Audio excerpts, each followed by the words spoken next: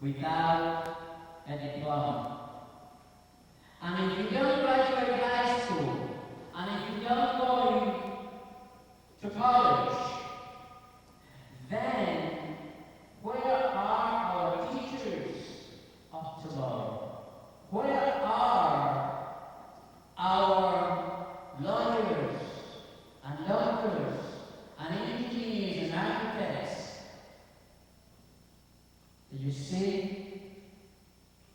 As I glance around this room, and I can feel the energy of youth, I can also see a lot of engineers and architects and teachers and doctors. And you know what? Sometimes we all need like a little bit of motivation. That's why I say that America created this program called Regional Dreams. How many of you have dreams? Let me show hands. Terrific. And you have dreams and you want to do things, but sometimes you run into blocks. And then you figure, you sit down and you think and you say, well, I'll never be a doctor. I come from a poor family. But I'll never be an architect. My parents are divorced. But I'll never be a teacher. I'm an Hispanic. Well, we want you to know that the color of your skin or your country of origin should not be impediments for you to dream with their families and their teachers, and then the same people that are speaking to you today will be giving you a plaque, and this is going to happen sometime in January. So let me ask you a question. You see, I'm looking at this side, and I see a lot of winners, and I look at this side, and I see a lot more winners, and I want you to help me. I want the three people, the three young men and women that are going to be invited in January for a dinner with their families and their teachers and their friends to receive a plaque. I want you to stand up, please. Well, terrific. Terrific.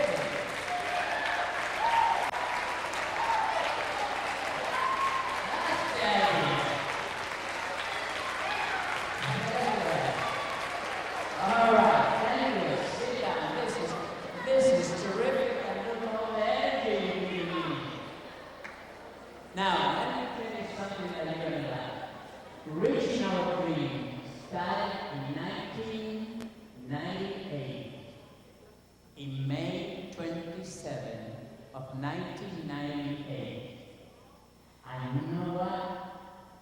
This stage here, this school, under the leadership, we've given 80 awards to 80 students just like you, and over 100 speakers come to speak to our children in 39 presentations.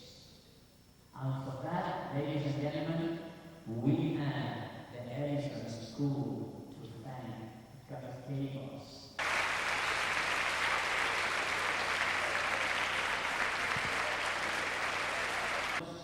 Because the teachers will give you the guidelines of the essays.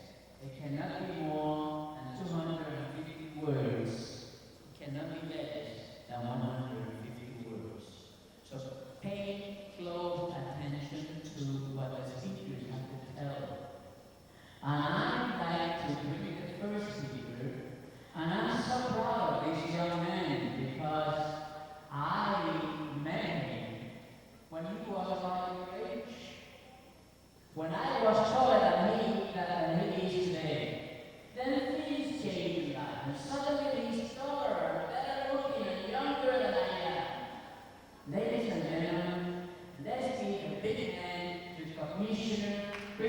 87.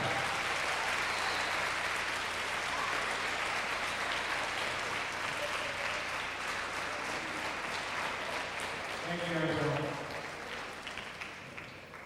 I'd like to thank State Latin America and Johnny for putting this together. This is such an important event for the youth in Union City.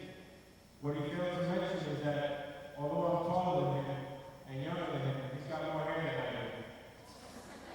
But in all seriousness, when I was invited to come here today, it was an honor for me to speak to the kids of Union City, particularly Edison.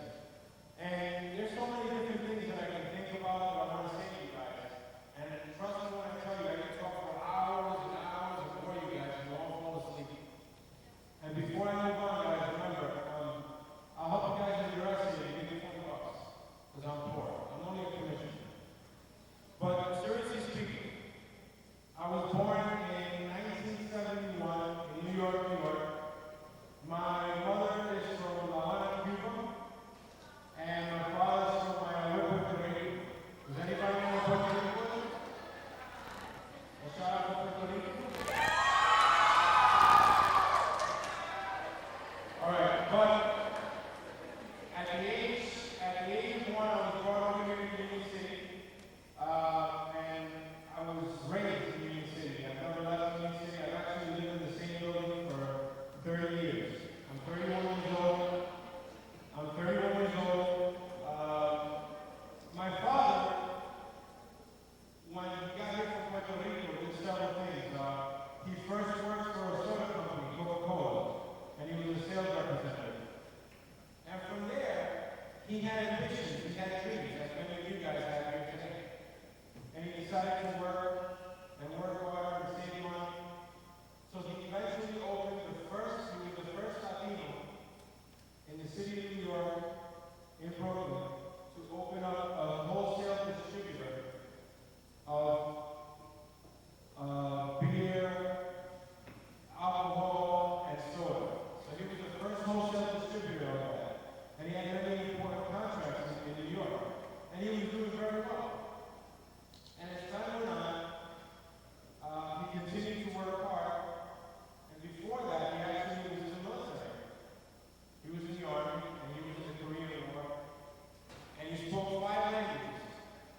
And my father was very young back then when he was in the military. And he told this story where my father was very fair skinned, so he was very light skinned. And he went to an Irish bar one day. And he was sitting at the bar, and he was speaking in English, obviously, amongst everyone in the bar. And when he was speaking, he said a word in Spanish by mistake. And back then, there was very little tolerance for Latinos in the United States. Things have changed a lot since then. And my father was taken from the bar, put in the street, and was literally beaten up because he said a word in Spanish. Now, obviously, as I said before, things have changed since then. But never forget the struggle of those who came before you to this country to give you the freedom and the opportunity you have today. Okay? Because it's very easy to go home and watch TV, and when your parents tell you, come here, do your homework, come here, do this, shut up, I want to hear. Guys, I'm only 31 years old. I wasn't there a long time ago. Every once in a while, I do the same thing to my mother, and then I forget, and I say, I didn't mind it this way. This is my mother. Okay? She's giving me everything I have today. And so it's important to remember the struggle of those who came before you. My mother was a dancer in Cuba. She was famous. She used to go to Japan. She traveled the world. She danced in a place called Tropicana, Cuba, which is a famous place. My mother was gorgeous. She's still gorgeous, but she was a lot more gorgeous back then. I had hair back then. I was maybe cute. I don't know. Anyway, my mom was gorgeous. And she traveled the world. And at the age of 19, she left Cuba because she didn't agree with the ideals of the Cuban government. And she came to the United States looking for freedom. My mother had 12 brothers and sisters. And she left by herself in the search for freedom. So she goes to the office, right? She walks into puts her bag down, and the guy goes to her, "Where are you going?" "I'm going to the United States." "Why?" She says, "I have a show. I have to go dance in New York." And the guy says, "How do I know that you're not going to come back? How do I know that you're not going to come back to Cuba? How do I know you're not going to stay in the United States?" She goes, "Bueno, yo tengo todos mis hermanos aquí. Tengo a mi mamá y mi papá. ¿Y qué tengo que llevar allá en los Estados Unidos con todo ese frío? Tengo una maletita aquí. And I have all my belongings. All her belongings were in Cuba." So she says, "I'm definitely coming back. I'm not going to leave all my family members. I'm not going to leave all my friends and all my belongings here in Cuba. I have nothing to do in the United States. I don't want to lose my boss." So the guy says, "Okay," stamps the passport and she leaves. She never returned. 19 years old in this country, without knowing English, without having an education, by herself. And eventually she met my dad, and they hooked up. I don't ask them what they did, they just hooked up, right? And eventually they had me. And they worked very hard. Unfortunately, my father lost everything, lost the business. And we found ourselves in very difficult economic times. There was a point in my life when I used to have to go out, and my father I would have my girlfriend come over. I was like in 8th grade, and my father had lost the business, and we were doing very, very terrible. I mean, we were having a hard time. My mother went, got a job in the factory, and my father was out looking for work. And my dad would literally come in with bags of pennies in front of my girlfriend, which used to bother me very much. And he'd say, "Chris, help me count the pennies so we can change them, so we can have some food for the grocery." And I was like, "Dad, can I speak to you in the other room?" So my father goes, "Niño, ¿qué pasó?" I said, "Dad, that's my girlfriend." And he goes, "I know that's your girlfriend, Chris." And I go, "Dad, you're asking me to count pennies in front of my girlfriend?" And he goes, "You're right, I shouldn't do that." So he walks back outside and goes, "Do you mind helping me? Chris doesn't want to count the pennies by himself."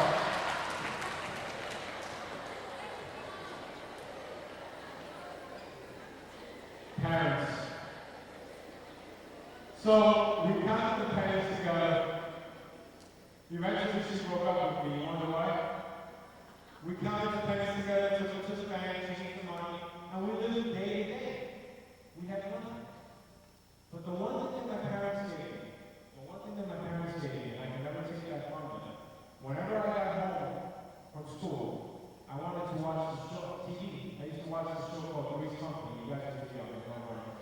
I love that show. I used to come home and want to watch Three's Company, and I'd put on the TV and try to sneak a peek, and my mother would say, "Niño, póntase la tarea." Oh my God, here we go. Póntase la tarea. And I spoke to a bunch of parents the other day, and they said, "How can I help my kids study if I don't speak English?" The bottom line is, my mother didn't speak English, but there was one critical thing that my mother did. When I got home from school, the only thing I was allowed to do was take my book bag off and put it on the table and do my homework. It doesn't matter if you're an A student or a B student. So long as you get home every day and try your best to sit down and do your homework, you are going to succeed. Keep in mind that every year of your life that you develop, there's people that are left behind. Okay?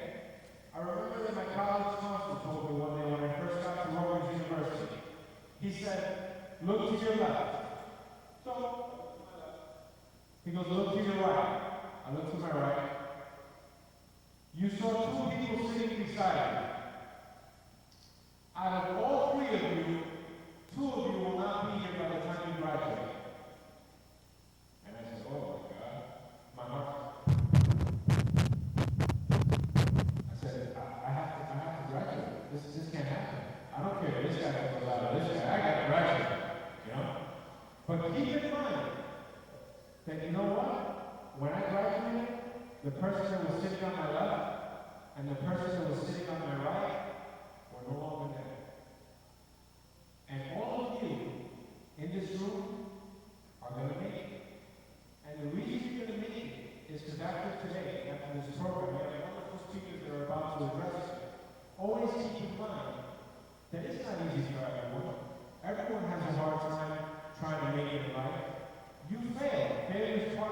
part of the plan. When I was in Rutgers, and I was in my junior year at Rutgers, I was behind my credits, okay? That means that I was going to take a longer time than anticipated to graduate. And I was told that my father had cancer. My father had gotten colon cancer, and it's my brother, my mother, myself, and my father. My brother's 3 years younger than I was. And my brother had just started college. And I was in my 3rd year of college. And the doctor told me, son, your father's going to die in a year. You have to prepare for the worst. And I had to make a critical decision at that time. I had a year to graduate from Rutgers. Either I keep working hard and I take extra credits and I graduate faster, or I drop out of school and get a job. And it was a very difficult decision for me, because my mom was working in the factory and we weren't going to be able to make ends meet. What I decided to do was stay in school. I took 18 credits one semester, 18 credits another semester, which is 6 classes. The normal amount of classes you take in college is 5 at a time. And my last semester I took 21 credits, which is 7 classes. On top of that, I was working full-time on the weekends, 10 hours a day, so that I could help my mother with the rent. And at no time, boys and girls, did the word quit come to my mind. I won. And now I'm on the commission.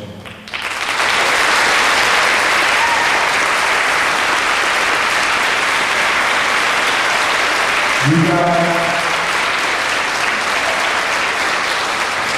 there's only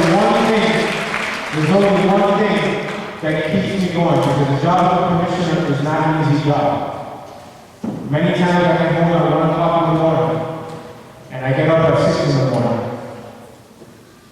So I have very little sleep, maybe 5 hours, 6 hours, the most I get is 7 hours, and that's on Saturday. It's a very difficult job, but the only thing that keeps me going is you guys.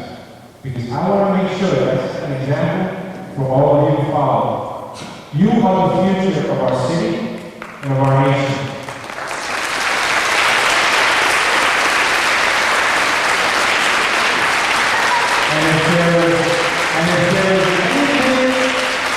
And if there is anything that you take with you today, I want you guys to know that there are going to be many times when you cry, but for every time you cry, there'll be a time that you laugh. For every time you fail, there'll be a time you succeed. And never, ever, ever let anyone look you in the eyes and tell you you can't do something. And if they ever do it, look them back in the face and say, yes, I can. God bless you. Good luck.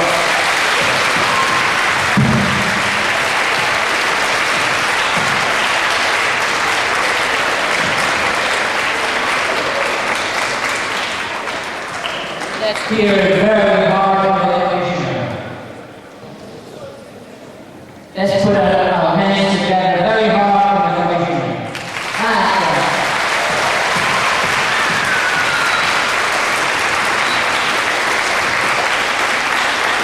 I'm sure that those of you that are taking many notes, knowing the one that the commissioner said,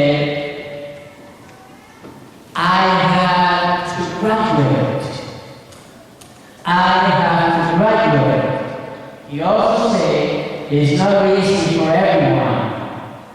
He also said at no time the word quit came to my mind. He persisted and persisted, persevering is a terrific way to keep on doing things and persisting that I met recently. And you know what? I called her, I invited her to talk to you today, and before I finished inviting her to talk to you, she accepted. This lady is the community relation of the St. Mary's Hospital.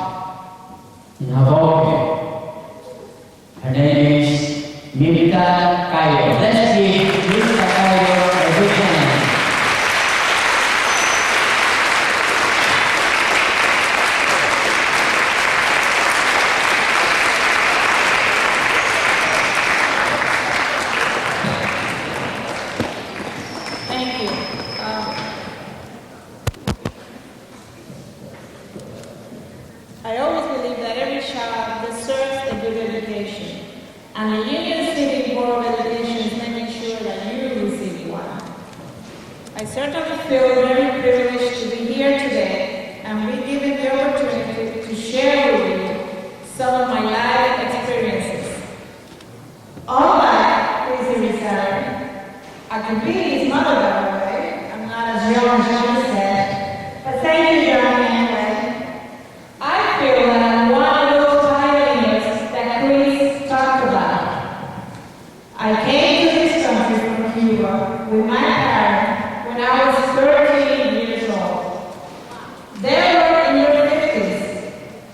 They didn't speak the language, and of course, during those early years, it was very hard and difficult to make a life in this foreign country. I had to become the head of the family at the time. Imagine 13 years old and having to learn the language quickly to be able to translate for my parents, help them to go around and get jobs, and help them with my sister who was younger, and with the 3 nieces and nephews they brought from Cuba. So we had a large family at the time, very little resources, a lot of dreams, a lot of hopes, but we also had to think about our families that were left behind, and we had to help them bring them over. So yes, I consider myself a pioneer, but also I consider myself part of that movement that happened later on. I was a girl, Hispanic, and I had to really try hard to make it here. Let me tell you something, along the way, we met a lot of good friends, and that's why later in life I became involved in community service. People, strangers that we met, gave us a hand, and opened probably the first door for us to be able to work and make a life in this great country that we choose as our home. I'm proud to be an American citizen now. I'm proud to be of Cuban heritage. And most of all, I'm proud to live in Union City.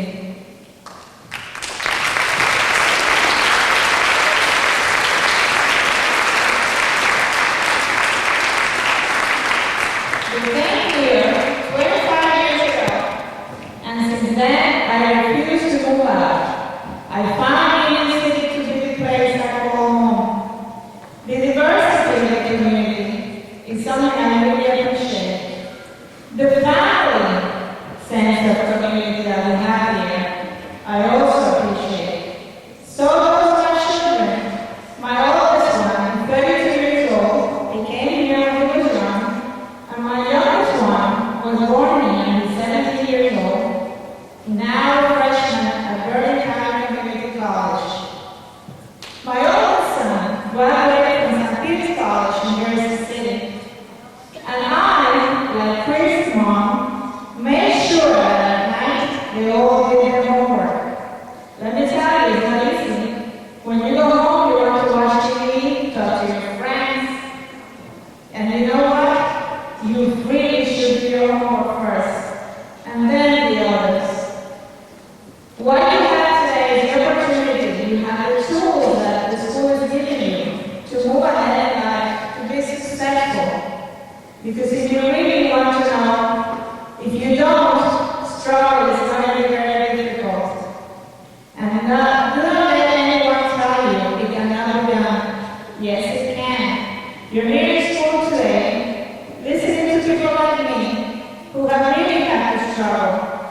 Not only to make a better living, but just to have a job. And when you have the opportunity of an education, all the doors that are very difficult for other people are open for you. You are already winners. You are here. You have the great opportunity to listen to your professors and your teachers. And by the way, I think that's one of the best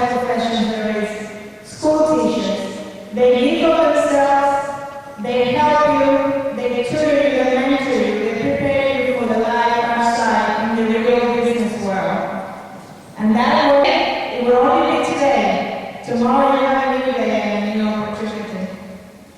As a Hispanic, let me tell you, when I first came here, people used to laugh the way I spoke English. I think that's still good, by the way. I always say that I've never been able to get rid of my Ricky Ricardo accent, but that's okay. I feel proud about that. People tell, by the way, that I come from another land. And they have difficulty trying to find out from where. I feel I'm international. I love Puerto Rico, Santo Domingo. I traveled to Colombia, Mexico, Spain, many countries in my life because I really also like traveling. It's a great. I'm a member of the Cuban American Women, and I'm also a member of the Mujeres Haitianas, which is an association that keeps the dream of Jose Marti alive. And every year we make sure that children such as you get the message from Jose Marti. He was one of the great men of this past century and will always be a great man. At the time when people really didn't know about war, about Cuba, about studies, he wrote everything you can to read. I believe reading is the key to success. Anything you read will teach us to your professors, to your teachers. They have things they want to tell you about themselves, but they are trained to help you learn what you need to learn. And can you imagine 13 years old coming to this country, finding a job, helping your family find jobs, and helping them put food on our table? Back then, in those years, the most important thing for us was food. Never mind clothing, cars. Food was the thing we had to buy for the kids, and we had to make sure that the younger ones in our family went to school and did what they had to do.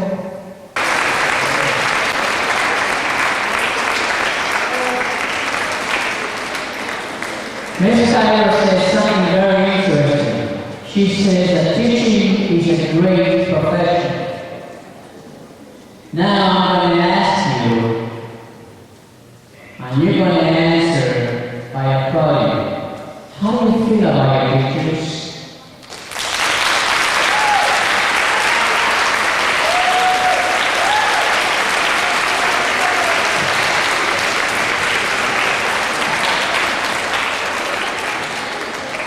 Do you think teachers do have an easy job?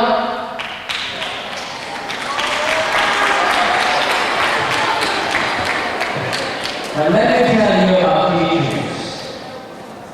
I want you to use your imagination and think of this. There are 25 students in a room. It is for all the teachers.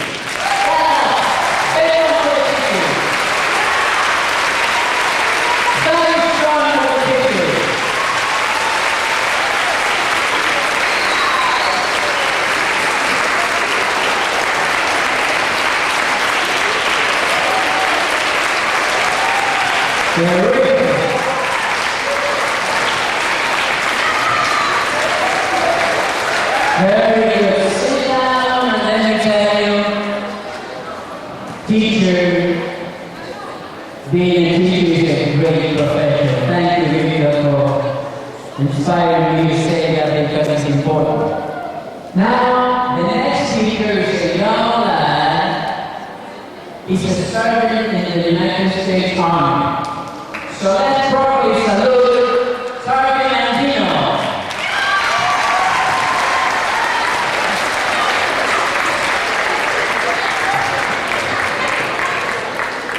Good morning. Buenos días. ¿Se sienten bien? ¿Sí? Okay, vamos a hacerlo como dice en el army. Let's do it when we're in the army. When I say, how you feel good, you say, who?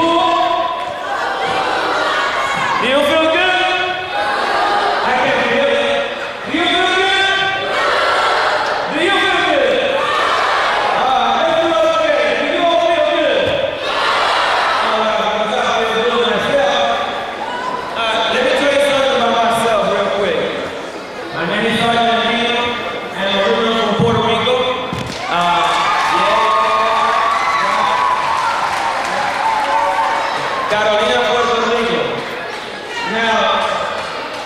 them out, I was pretty much went through the same stage you same stage you guys went through. Me personally, I didn't like school. I didn't like school at all. Why should I be in school? The school don't pay me no money. Why should I be here? Okay? I need money, so I gotta get myself. Back then we don't have the tin food, the food clothes. That's what I needed. But back then you could rent, hunger, Yankees, stuff like that. But guess what? My mother was always on top of me. Stay in school, stay in school, stay in school. Well, me, I didn't want to listen. Hopefully, you guys are listening to these parents. And I was getting in trouble. Well, I got kicked out of school in 5th grade. I got kicked out of another school in 6th grade. I got kicked out of another school in 7th grade. My mom finally said, you go to a military academy. Send me to a military academy. Guess what? 6 months later, kicked out of military academy. No good. So, what I did, this is what happened to me. I went to a public school also, and I started kind of realizing because my mom was crying a lot due to me being so irresponsible. I still like let's go ahead and play around with my boy and my friend. So finally, I went to this advanced program that you can actually finish like 1 year school, or 2 years of school in 1 year. So in 6 months, I finished 1 full year of school. This is for my 10, 11, and 12th grade. And this program was like that. It was very intense. It was Monday through Sunday. So I said, look, I'm going to do this program because my mom don't understand me. She don't feel it. She don't know where I'm coming from. My mom is not cool. Daddy's not cool. They don't know what I'm talking about. They don't know better. This is a new world. It's tough. Okay? So guess what? I want to do that. And during that time, my dreams, I always dreamed when I was a kid and I had a G.I. Joe. A different one than the one you guys got today. I said I want to be in the army. So I went to see my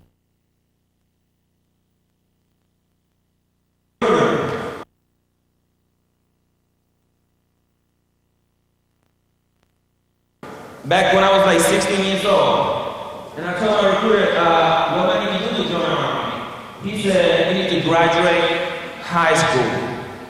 I said, did I need to graduate what? High school. No, but hold on. I've seen in movies, I've seen people say that if you don't go to jail, they send you to the army. Not anymore. You need a high school diploma. I say, now if I get a GED, not good. You might get to the army, requesting an exception to the policy, and if you lucky get selected, you might get to go to the army, but it's no guarantee. You must stay in school, get your high school diploma. So I said, okay. I went back, stayed in school, graduated high school. Finally, got my diploma. I went to see my recruiter. I said, okay, I'm ready to go to the army. This is my diploma. When I went to see him, he said, okay, first of all, you got to take a test to join the army. Okay, no problem. You know why he forgot to tell me the first time? The test was in English. So I didn't speak any English. So when I took the test, I failed the test. I had to wait 30 days to take the test again. So I went ahead and read this book, English and Carrera, whatever they have back then, right? And I tried to learn some English in 30 days. When did I get to the test? I failed the test. One more time. So this is what happened. At 17 years old, I just had a little bit of money because I was working with my dad. And even though I came through a very poor background with my family, but I had a little bit of money, so I said, you know what, this is what I'm going to do. I got like $300 on me. I'm going to buy a plane ticket, and I'm going to go to that World of Opportunity, New York. So I bought a plane ticket. After the plane ticket, I had $150 in my pocket. I put a can of Chef Boyardee, spaghettis, in the bag. I put 2 of those. I put 2 jeans, 2 shirts. I jumped on a plane and I arrived at the airport. Okay? JFK Airport, when I got there, I just sit down because I didn't know where to go. I had no family here, didn't speak the language, I know nobody. So when I walk out there and somebody said, hey, do you want to rent a car? I said, yes, I want to rent a car. I have a license to rent. He said, no problem, where you going? I said, I just want to go somewhere that they give me a job, I can learn English. He said, no problem, jump in. I said, hold on, I want to rent a car. He said, no, this is a taxi, rent a car. You're going to take you to Brooklyn or whatever you want to go to. So the guy charged me $50. Anyway, make a long story short, he dropped me off in Queens. I was in Queens, trying to find myself a job, to find a job. During that time, it was tough for me. Even though you see me here, my nice uniform and everything, listen, I slept in parks, I slept in trains, I slept in shelters, because I had nobody that I knew over here to take care of me. And I had $150 in my pocket. And I went through a rough time during that time trying to learn some English too, but guess what?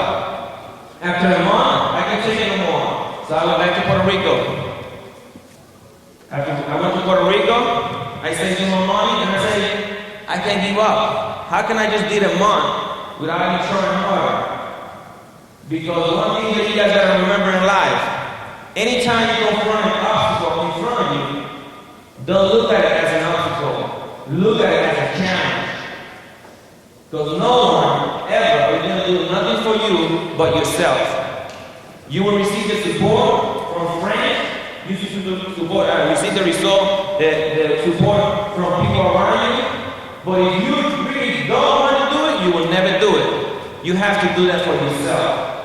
So I say to someone, get back to the United States. Get back to the United States by getting out of the plan properly. I have somebody, a friend of his family in Long Island. I went to Long Island. I moved to Long Island. When I was there, I was a taxi driver. I worked in the carnival. I worked in Panama, Burger King, McDonald's. I worked in factories everywhere. I saved some money. I went back to Puerto Rico and got married. Been married for 16 years now. Same age from high school. Okay? After that, took the Army test again. Because by then, I thought I knew English. And you guys, some of these drugs that I still don't know that much English. But still, I tried. Okay? Took the test again, what happened? I failed again for the third time.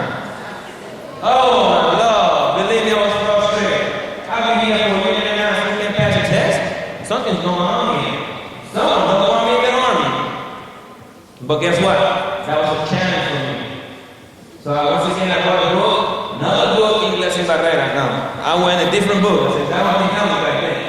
So I wanted to do what you need to take the test for the Army. I studied that book. Went to Puerto Rico again with my family, and when I was in Puerto Rico, I took the test again.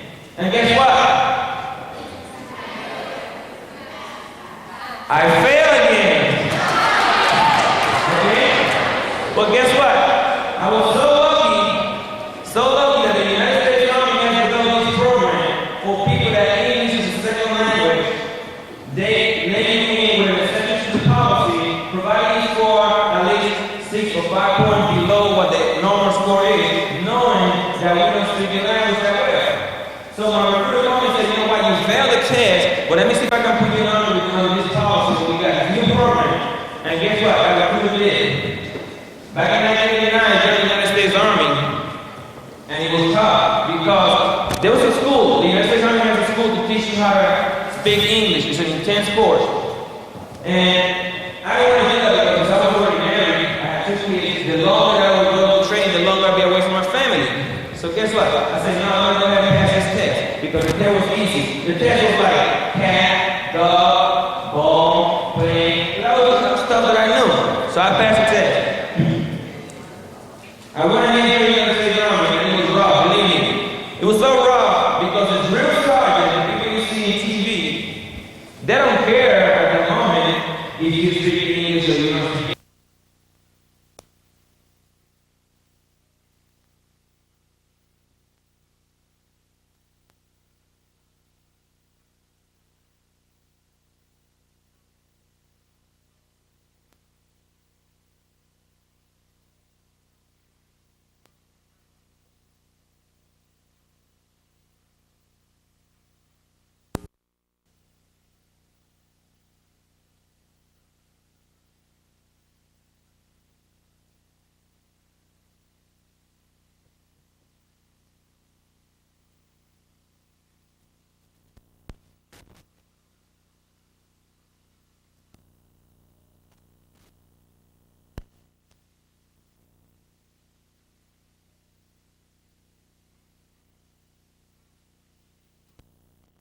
Okay? And it's around this time frame, September, October time frame. And the bird found himself a little bird girlfriend.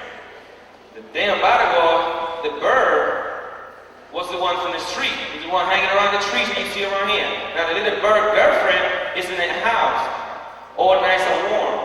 So the little bird from the street, he always go to the windowsill and sing to her and everything. Guess what? December start coming, cold weather start coming. All the birds' friends say, hey, let's go. We got to go down south, Florida. You know the deal. Every year, he say, no, I'm staying here. I'm staying here. Why? I'm staying here. I don't want to go. I like it here. Okay? So all the birds left. Around January time frame, the bird said, I can't take the cold no more. I'm going down to Florida. So he started flying south. When he started flying south, around South Jersey, his wing froze. So he hit the ground.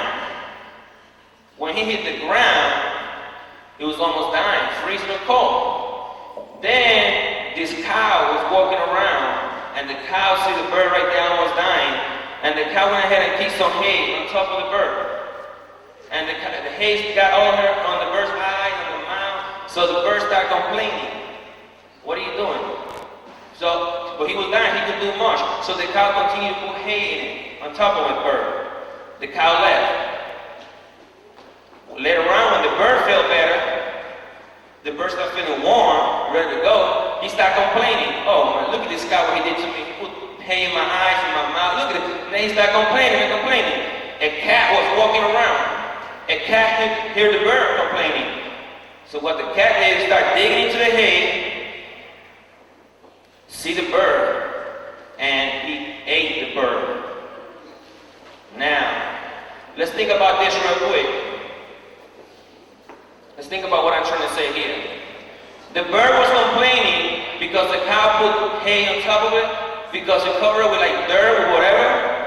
What the cow was doing is trying to keep it warm so he can survive. The bird did not appreciate that. On the other hand, when the cat went there and took the hay on top of him, he thanked the cat, but the cat killed him. The cat ate him, right? Put yourself in a live position. Those teachers that you see out here, your parents, those are the cows. The one that you feel that is actually throwing hay on top of you, the one that you feel that they just don't understand how you feel, those are the cows. Now, on the other hand, those friends of yours that might never finish high school, they want to say, oh, let's skip homework, let's go class, let's do this, let's go party. That's what you can. So to remember, everyone that put a load on top of you is not necessarily your enemy. And everyone that take you out of those problems is not necessarily your friend. Stay in school, do the best, and you will succeed. Thank you very much.